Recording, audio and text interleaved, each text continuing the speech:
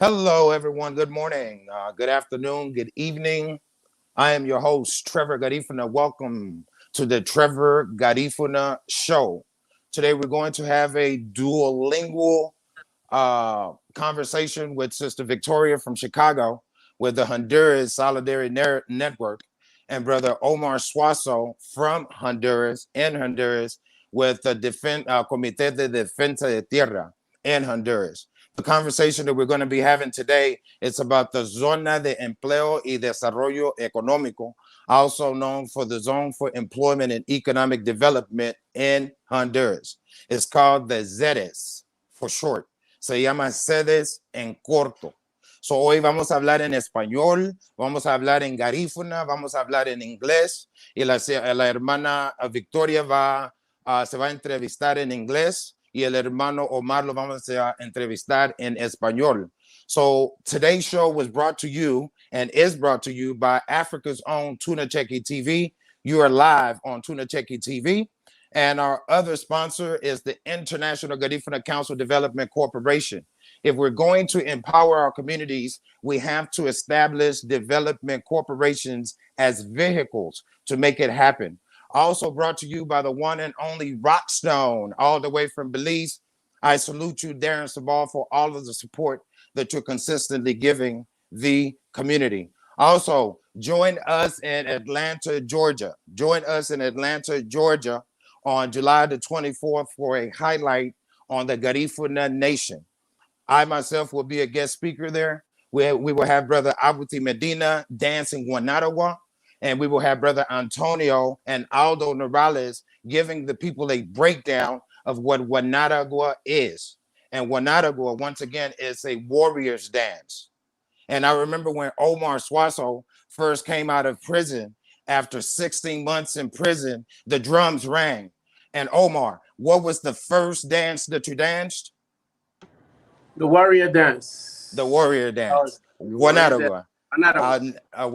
I'll never forget when you came home, and we're thankful to have you. But today, again, the conversation is on ZEED. No to ZEED. What is the ZEED? That's the conversation that we're about to have. Once again, live on Tuna Cheki TV. Let's start by introducing ourselves. Hermano Omar, si te puedes introducir, por favor. Claro que sí, muy buenas tardes. Buenos días para allá donde están ustedes. Mi nombre es Omar Suazo, conocido como Babaclé. Soy de la comunidad de Sambo Creek. Fui presidente de aquel tiempo de esta comunidad, pero aquí estamos en la lucha para trabajar por nuestras comunidades y seguir adelante. Le dejo la palabra a Trevor para no alargarme mucho. Gracias, hermano Omar Suazo. Bienvenido. Sister Victoria Cervantes, please introduce yourself, sister. Hello, everyone. Good day. My name is Victoria Cervantes. I live in Chicago, and I'm the coordinator in North America for the Honduras Solidarity Network, which was founded after the coup by around 30 organizations in the U.S. and Canada in solidarity with the Honduran people. Thank you, Sister Victoria. And again, the topic of discussion so that everyone is very clear on it. And welcome again to the Trevor Garifuna Show. We're going to talk about Zone for Employment and Economic Development, also known for ZEED. Sister Victoria, what is this Zone for Employment and Economic Development that we call ZEED, and are our communities in danger? And before you answer that, we want to show you guys a map of the communities that are being attacked. Okay, the communities at this period of time at this moment that you see in green are Garifuna communities.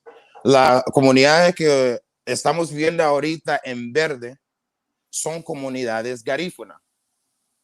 Okay, y son las comunidades que están en riesgo, and these are the communities that are at risk. I'm a Garifuna man, Garifuna out. I ain't what faded more le halion badiwa. Si perdemos esta tierra, ¿a dónde vamos a ir? If we lose this land, I'm a Garifuna man. If we lose this land, where are we going to go? Sister Cervantes.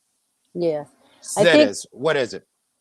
The ZEEDs are an extremely aggressive neoliberal plan that would take away land from Honduras, and as you saw in the map, especially from the coastal areas, and most especially from the Garifuna people. But what it does is it creates a independent, in the US, sometimes we talk about charter cities or model cities, meaning an independent, autonomously governed zone that will give tax breaks, tax exemptions, which will be exempt from labor laws, from normal Honduran labor laws for people who work there, from different governing systems that are in place in Honduras, in order to benefit corporations, both international and national in Honduras, and set up a zone that then will act to maximize the profit and land grabbing by those corporations to the detriment of the people who are living there and actively displacing more people from their lands. And this has aggressively been going on for quite some time. But earlier in 2009, there was a coup d'etat in Honduras, which is what caused the formation of the network that you're currently in. Do you believe that the coup of 2009 has everything to do with what's going on with the ZEED situation? Sure. I think it's really obvious that the coup of 2009 was one of those moments in history where there's a before and things weren't perfect. There were lots of problems. And an after, in which case, after very aggressively, with total disregard for Honduran law and international law, a dictatorship, an economic and political dictatorship was formed. So when the first ZEED's proposal came up at around 2010, and then again in 2013, as Juan Orlando Hernandez consolidated National Party power even more, it was first declared unconstitutional because it is unconstitutional. So Juan Orlando, under the power that he had since the coup d'etat, then he fired the part of the Supreme Court judges and replaced them with people who then said, oh, okay, we changed the Constitution, violating every law in Honduras for constitutional change, etc. So that's just an example of how it's the power granted to the oligarchy under the coup d'etat that allows them to go ahead with this kind of project. Exactly. And it's going on across the world right now. I am also working in a community called West Papua in the Pacific Islands, which is being oppressed, suppressed, victimized daily by the government of Indonesia. And they're utilizing the same tactics across the globe. The very same tactics. So, ahora, hermano Omar Suazo, te queremos preguntar la misma cosa. Zona de empleo y desarrollo económico. ¿Qué es? Y cómo, y te quiero enseñar aquí en este mapa, aquí parece tu comunidad de Sambu Creek, right? Y parece que lo que está pasando con los sedes va a afectar a la comunidad de Sambu Creek. So, si nos puedes explicar, por favor, qué es el ZEED y cómo puede afectar a la comunidad negativamente.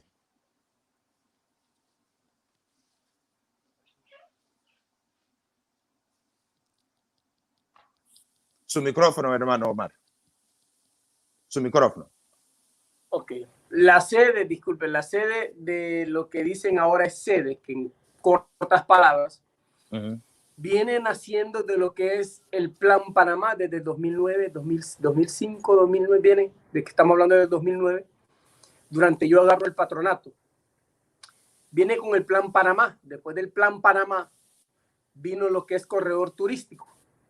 Después del corredor turístico viene lo que vino es la ciudad modelo. Después de la ciudad modelo, ahora viene lo que es la sede.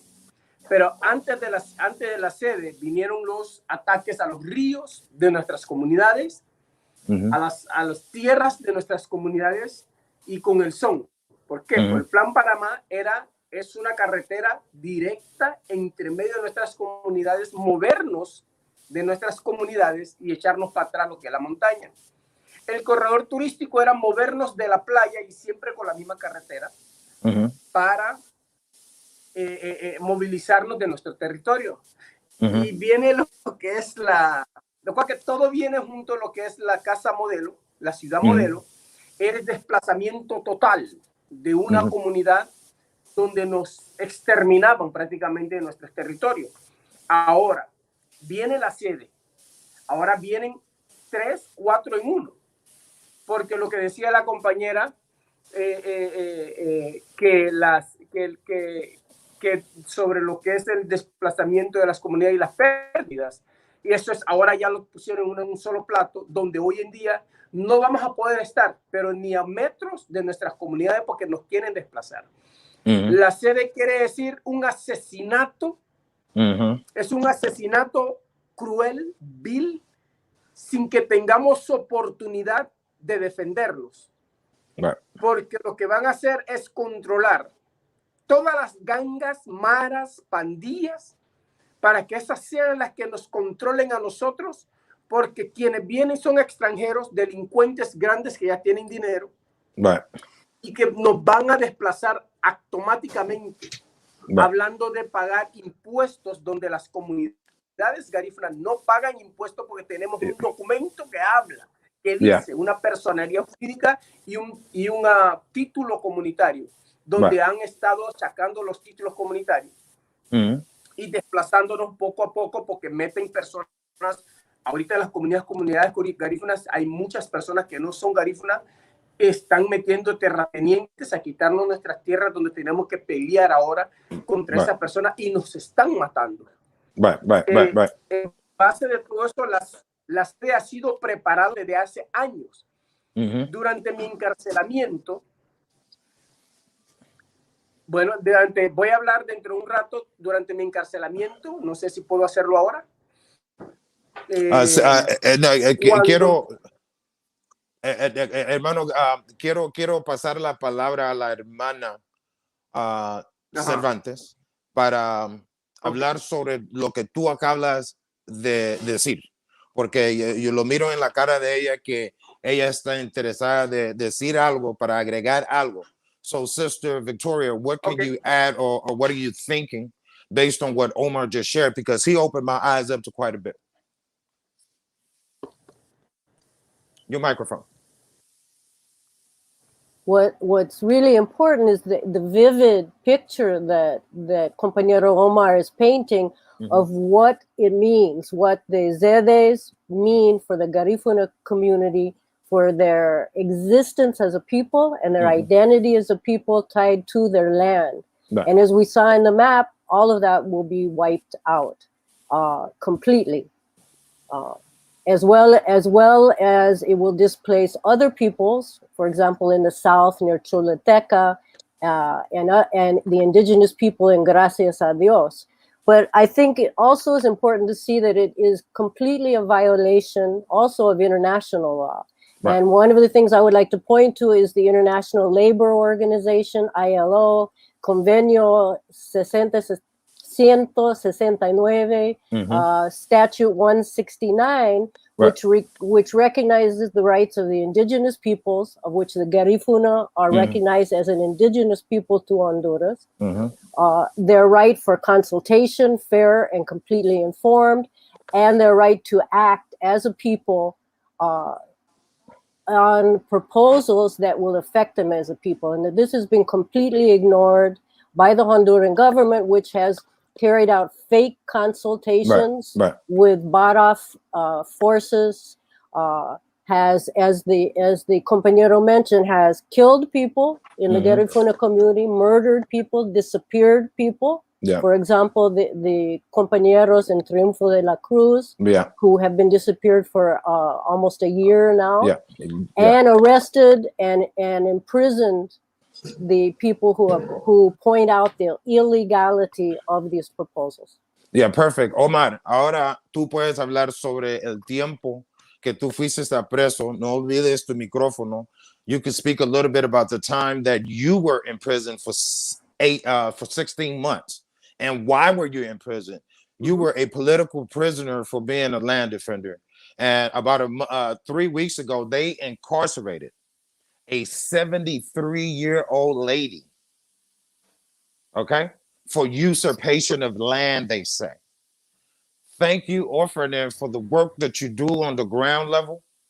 Sister Miriam Miranda and your body, thank you for the work that you do. Gracias a Orphaner por el trabajo que hacen. Porque cuando pusieron a la hermana de 72 años en preso, sin vergüenza del gobierno de Honduras, fuera Ho, en verdad, porque cuando haces algo así, no estás pensando en la comunidad. Una anciana de 73 años en preso. Omar, ¿por qué fuiste a preso? Y yo sé que durante que estabas en preso te trataron de matar. Sí, una de las cosas es de que yo fui preso, intentaron asesinarme. Fue un intento de asesinato lo que me trataron de hacer, y prácticamente fracasaron, pero sí, al no asesinarme trataron de ponerme preso, y a los delincuentes uno murió, pero al otro prácticamente lo usaron de testigo protegido. Siempre en base de la misma fiscalía, porque la misma fiscalía los preparó para ir en contra mía. Muchas cosas pasaron, pero antes que yo cayera preso, todo era por no firmar o no darle al gobierno lo que es nuestro río, nuestra fauna, porque querían hacer la hidroeléctrica La Ensenada. Y estaba lo que es la hidroeléctrica Ochoa Canteros, estaba la hidroeléctrica Palma Real, y estaba la toma de agua que era para la Ceiba, que era Japón el que lo estaba patrocinando, financiando, con 29 millones de dólares, financiándolo, donde fuimos a hablar con la gente de Japón y pararon el caso, pero el gobierno de Honduras o la municipalidad de la Ceiba y el SANA se pusieron juntos para hacernos la vida imposible. ¿Qué es lo que pasa con eso? Cuando uno está en medio de todo esto, hay bases que tú no puedes tocar, porque si tú tocas una base, tú lo que estás buscando es vender tu comunidad o que te maten por no cumplir con ellos. Yo nunca hice un trato con ellos, nunca quise, lo cual de que caí preso, en 3 meses que yo estaba preso, hicieron la termoeléctrica que está ahora enfermando a nuestra gente de respiración por el humo. En 3 meses preso. Prácticamente me metieron preso para poder hacer tan siquiera un proyecto de los 5 que ellos habían fallado. Pero durante estuve preso, mandaron gente, el mismo gobierno de Honduras mandó a 3 gente desde los Estados Unidos para hacer ese estudio que ustedes ven ahora. El primer estudio que ellos hicieron fue el primer estudio de Atlántida. Ese fue el primer estudio de Atlántida, donde prácticamente toda la costa atlántica, lo que es Corozal, Sambo, hasta Nueva Armenia desaparecía. Nosotros ya sabíamos, ya nos informaron de lo que estaba pasando. Entonces nosotros empezamos a poner las quejas.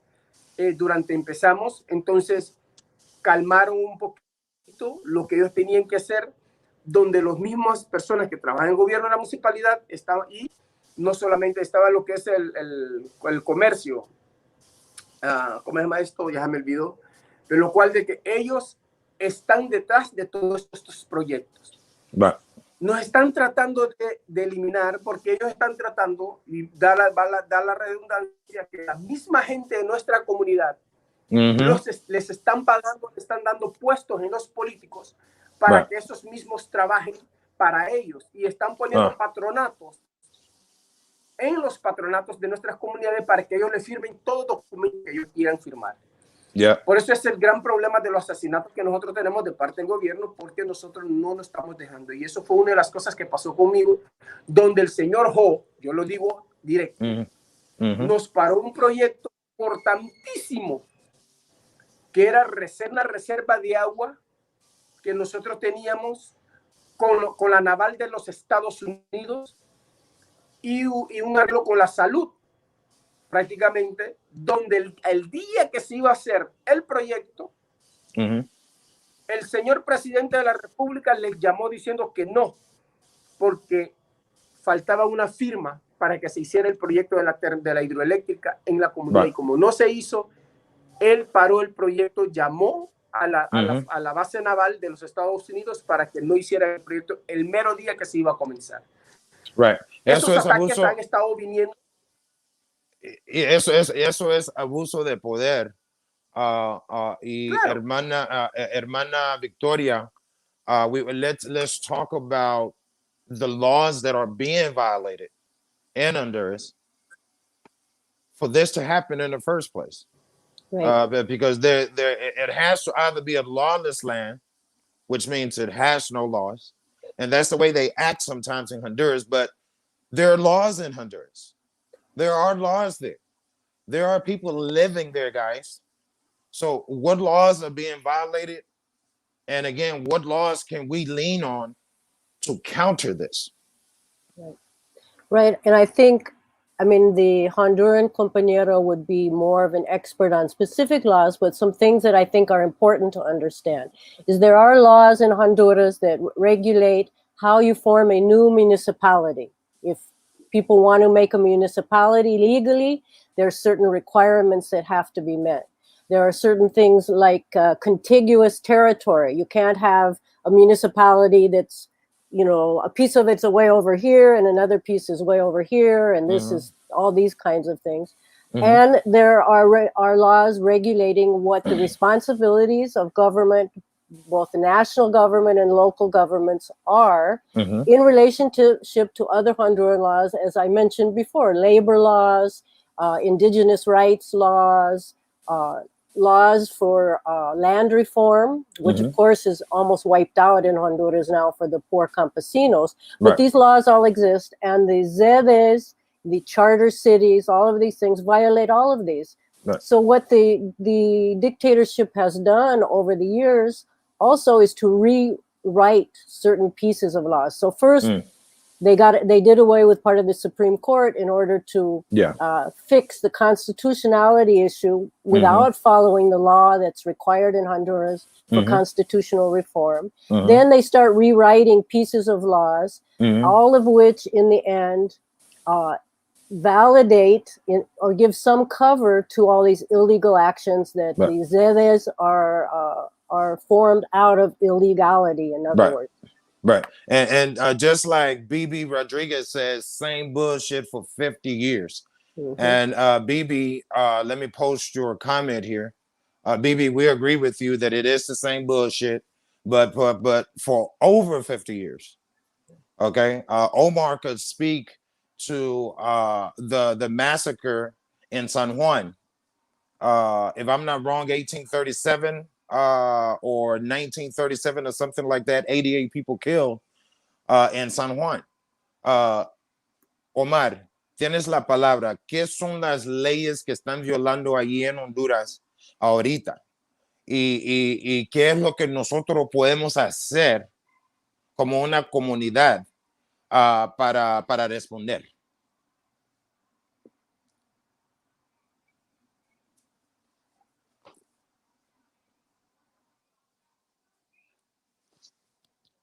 Your microphone, Omar. Tu micrófono, hermano.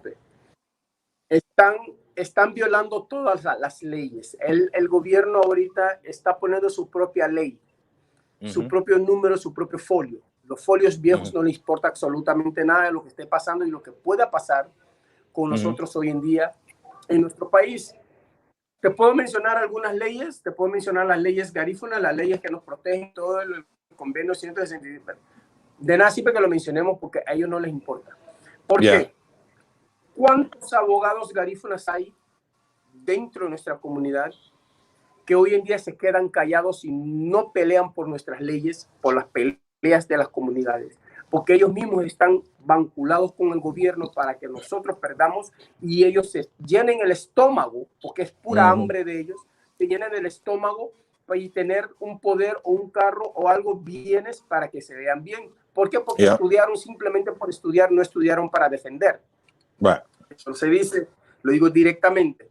Y otra cosa, lo que pasó en San Juan, ese es el reflejo que está sucediendo hoy en día, es porque ya no está, antes había unión, ahora la unión se ha perdido porque el mismo gobierno nos está deshaciendo, nos está metiendo una mente que nos salgamos de nuestras casillas, de nuestro hogar o de nuestras comunidades para meternos la casilla de la inteligencia, supuestamente, para que sí seamos más inteligentes y tengamos unos pesos más.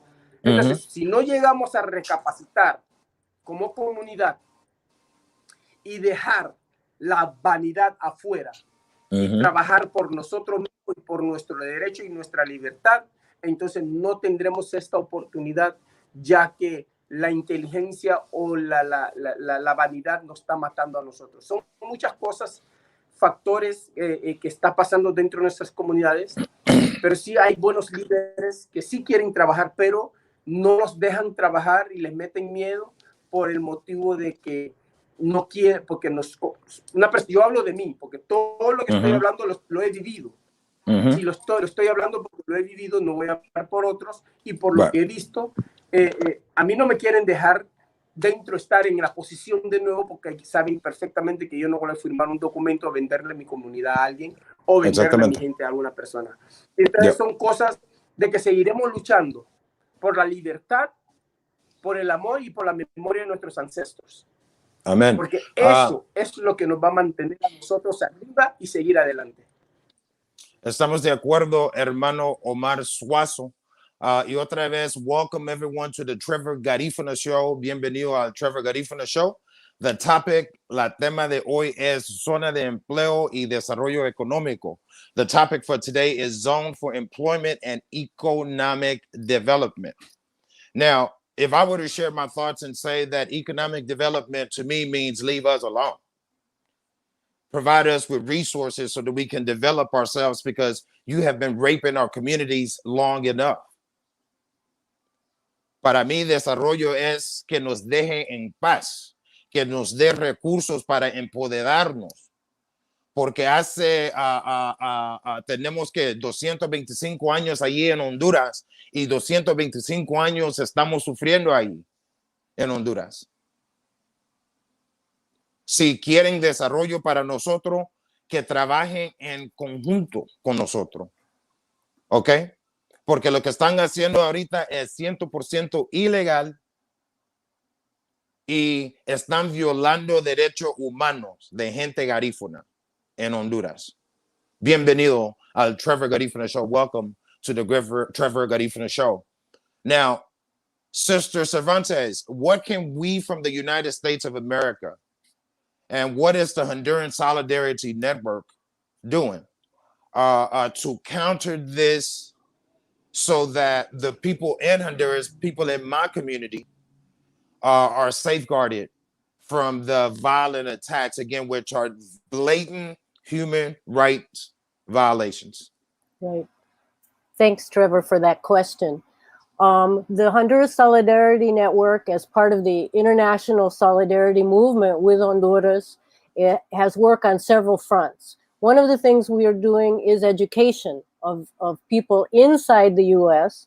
about what is really going on in Honduras, about the attacks on the Garifuna people and the indigenous people and democracy in general. And what is the role of the United States government, both historically and right now, in this situation? Because we feel that the consequences of U.S. policy are greatly, if not the key, they are in fact the key factor in what has happened in Honduras. And it's our responsibility to change that policy, to oppose that policy, and to work on that. So we do a lot of education. We do actions and social media and letters and phone calls, also in support of the Honduran social movements, the Ofrane, the Black Fraternal Organization of Honduras, COPIN, the Lenco Organization of Berta Cáceres in Honduras, the Campesino movements, the human rights groups, etc. So we always try to help amplify the voices of people in Honduras who are working. And finally, we also are doing some work in the U.S. Congress and Senate. We have right now, there's 3 proposed laws that are still in committee. They haven't gotten too far yet. The Berta Cáceres Human Rights in Honduras Act, the Human Rights and Anti-Corruption Act, and the Human Rights and Anti-Corruption exists both in the Senate and in the House. So we have two bills working their way through the House of Representatives and one in the Senate.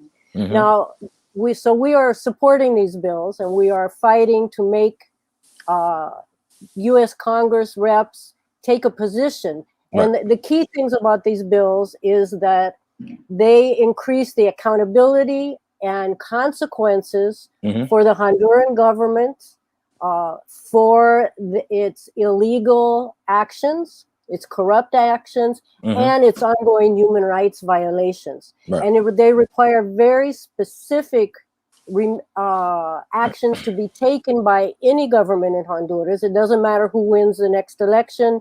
They're still responsible for these. And these are things like the case of the disappeared Garifuna men in Triunfo de la Cruz, Berta Cáceres' murder, the dispossession of people's access to water, etc., etc. So that's another project that we're putting a lot of effort into. We don't know that we can get them passed, but we see that it also furthers our educational goals. And it puts pressure on the Congress and Senate and on the administration, which now we have President Biden. We did the same for Trump and for President Obama.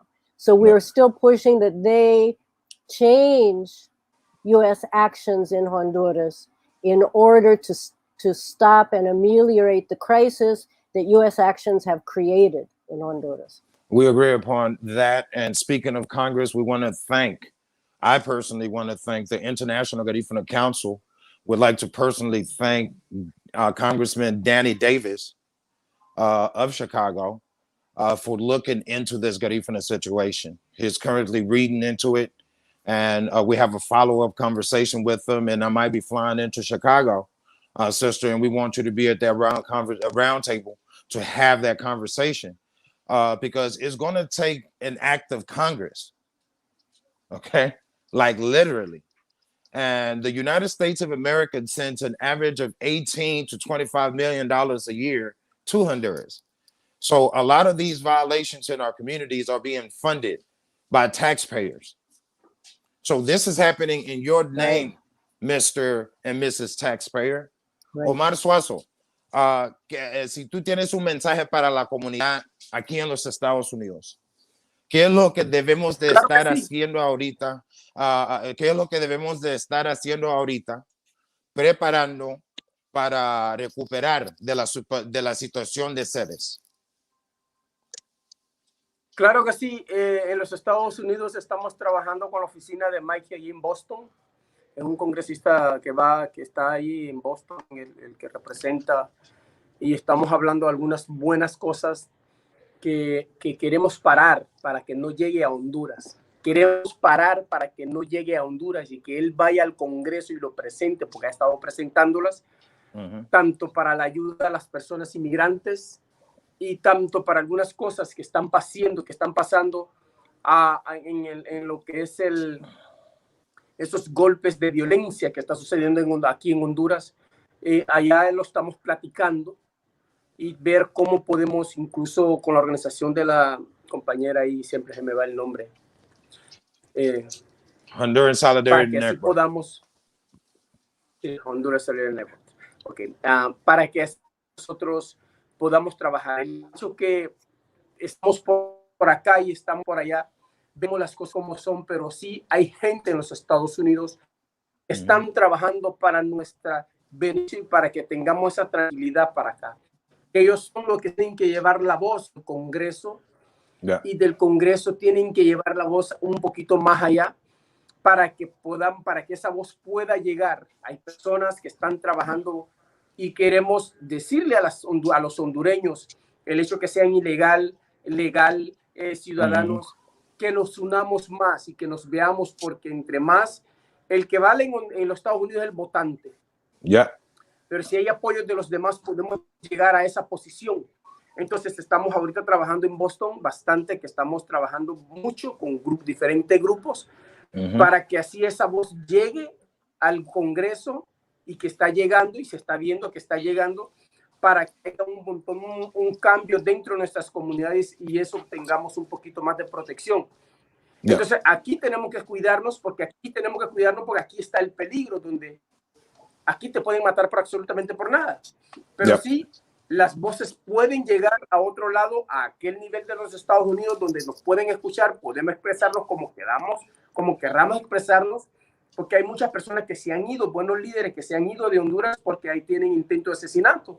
Los quieren eliminar, que están en los Estados Unidos y también están trabajando en voz de comunidades de donde ellos vienen y en la voz de Honduras, porque se necesita sanar tantas cosas. Entonces, es la unión que se necesita y llegar a un solo nivel y no ver quién, porque siempre hay alguien que tiene que estar arriba y a esa persona hay que seguirle y darle el lomo para que pueda subir un poquito más y poder llegar donde tiene que llegar con esas quejas que nosotros tenemos, ya que nuestro pueblo se está quedando vacío, porque nuestros jóvenes se están yendo, nuestras comunidades se están quedando vacío y entonces ahí es donde el gobierno se pone contento y eso es lo que nos va a llevar a perder nuestro territorio.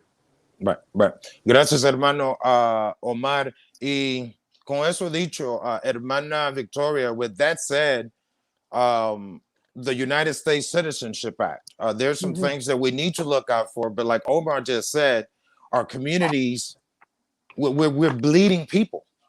We're bleeding people for many reasons. We're bleeding people. The last thing I would want to mention, but I'm going to mention it first, is because of economic reasons. There are no jobs. People go get a college degree, graduate to no job, right? They're being killed. They're being imprisoned. The list goes on. But the United States Citizenship Act, President Biden and Vice President Kamala Harris, I salute the both of you. It's a very aggressive initiative. There are pros and cons. And one of the pros to us would be if we, the International Garifuna Council from the United States of America and transnationally partner with the government of the United States to get some of that funding to create jobs, Omar, so that our people don't leave our communities. That would be a pro for us, right? So there are opportunities there, but there are some cons that we should be careful of. What are those cons? Right. Yeah, I think the Honduras Solidarity Network is skeptical of how the plan is going so far. Not because we don't agree that there is a problem and that it needs to be fixed and that, that it's a crisis for the Honduran people. But what we see is that this plan is very similar to the one that Biden talked about back when he was vice president under President Obama and talked about spending money. But when we look at spending money on what, giving money to whom, to spend on what, and how are those decisions made, that's where we are skeptical and quite concerned. Because they rightfully so, they mention the problem of corruption so that you can't. They recognize now you can't just hand billions of dollars over to corrupt officials. But the U.S. still wants to control who gets the money. So they're talking about, again, we're talking about things like the USAID has done in the past, where very hand-picked NGOs are chosen in Honduras to receive money or administer money. Without real consultation with the people and the people's organizations. Exactly. So that really concerns us tremendously, because we know that you can't just keep putting money out there and expect something to be different, the results to be different. So that's one thing. The other thing, of course, is one of our big concerns is the amount of U.S. money that continues to go and is planned to keep going to the Honduran military and the 5, 6, 7, 8 different police forces that are repressing the people in Honduras. So we want that money stopped. And we feel that you can't just tell people not to come, like as Vice President Harris did. You can't just tell people don't come. You have to actually listen to the people, and you have to, when you're talking about development, you have to talk about development for the people. And I'll remind folks, the ZEEDs are being presented as a solution to migration. Exactly. And that it's a total falsity. It's bullshit. That's what it is. Exactly. Again, welcome to the Trevor Garifuna Show. We are live on Tunacheki TV out of Africa. We want to thank Brother Michael Tunacheki for the platform. We want to thank you, Sister Victoria, for being a part of this today. We want to thank you, Brother Omar Swassel, for being a part of this very important conversation today. If we don't stand up and do something, no one else will. And someone mentioned earlier that autonomy. We want to let everyone know that we as indigenous people that live in these territories, and I'm going to show you again on this map, we the Garifuna people that live in these territories in green, we have autonomy. Okay? We have autonomy. But the issue is not autonomy. The issue is self-determination. That's the issue. The ability for us to be able to build ourselves, the ability for us to be able to construct infrastructures that are going to be legacies and are going to empower our communities. Once again, Organizesi West Papua, Organizesi Papua Merdeka, Free Papua. That is a struggle that's going on with our Papuan brothers and sisters, where the government of Indonesia is doing the exact same thing to them in the Pacific Islands. Unless we do what Omar Swassel said, which is unity, we're going to continue to struggle. Unless the people work collectively and understand that unless we work collectively, we're going to continue to struggle in Africa. We're going to continue to struggle in the United States. We're going to continue to struggle in Central America and across the globe. Solidarity, the Honduras Solidarity Network, the solidarity in that name is where we need to focus. And we want to let the world know that Tunacheki is a Swahili word. And the word Tunacheki means we are watching. And we want all of the government powers to know, especially the government of Honduras, to know that we are Tunacheki. We are watching. We salute each one of our guests today for being here. We salute all of our audience members for sticking and staying with us. Until the next time, Trevor Garifuna, we're live on Tunacheki TV.